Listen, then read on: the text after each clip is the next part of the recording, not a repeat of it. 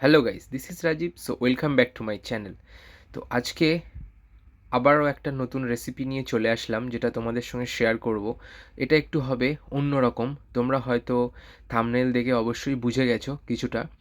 তো এই রেসিপিটা সবাই জানো, সচরাচর সবার বাড়িতেই হয়, বিটরুটের সবজি। তো এটাকে যদি একটু আমি অন্যভাবে আজকে বলি, তাহলে তোমরা দেখতে পাবে প্রথমে আমি পেঁয়াজগুলোকে ডাইস করে কেটে নিয়েছিলাম, দেন এখানে গ্রিন চিলিগুলোকে আমি রাফলি চপ করে নেব। কিন্তু আজকে আমার মেইন টিপস থাকবে, আমি এই সবজিতে কোনো রকম তেল ইউজ করব না টোটালি। যারা কোলেস্টেরল বা ফ্যাটি লিভারের সমস্যায় আছো, তারা এই সবজিটা বানিয়ে খেতে পারো। এটা এমনি বিটরুট শরীরের জন্য খুব উপকার। আর টেস্টের জন্য রসুনগুলোকে একটু এরকমভাবে দিতে হবে, স্লাইস করে। বেশি চপ করা যাবে না। রসুন শরীরের জন্য খুব উপকার। তোমরা যদি আজকের এই ভিডিওটা দেখো, তাহলে বুঝতে পারবে কেমনভাবে তেল ছাড়া খুব ভালোভাবে সবজি রান্না করা যায়। আর এখানে আমি বিটটাকে এইভাবে প্রথমে স্লাইস করে নিচ্ছি, দেন এটাকে আমি ছোট ছোট ডাইসের আকারে বার করব। এইভাবে ডাইস করতে হবে, তাহলে কি হবে, বিটটা খুব ভালোভাবে গলে যাবে। বিট বেশি বড় করে রাখা যাবে না, কারণ তুমি এখানে তেল দিচ্ছ না, এটা খুব স্লো কুক করতে হবে। আর মূলত যেটা দেখতে হবে, বিট যখন কাটবে, কাটার পরে বিটটা যে জলের মধ্যে দিয়ে রাখবে, সেই জলটাকে ফেলার কোনো দরকার নেই। প্রথমে আমি জিরেটাকে কড়াই দিয়ে দিলাম। কড়াতে কিন্তু আমি কোনো তেল ইউজ করিনি, তোমরা সেটা দেখতে পাচ্ছ। আমি এখানে একটুও তেল দেবো না। এইবার আমি পেঁয়াজটাকে দিয়ে দেবো, ডাইস করা পেঁয়াজটাকে।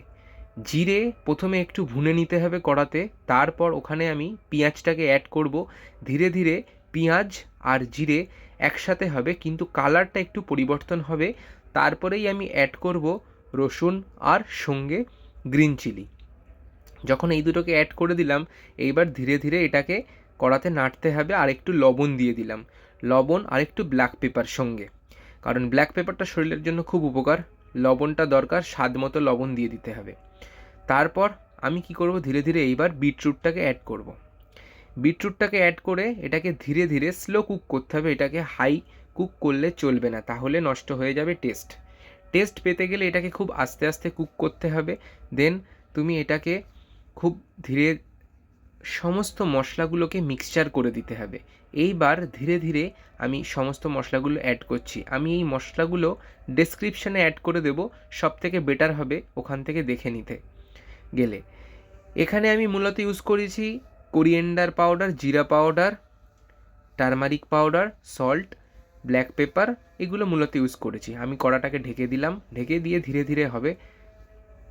এবার সাথে সাথে আমি করার আবার কিছুক্ষণ পর তুমি ওই ঢাকনাটাকে তুলবে।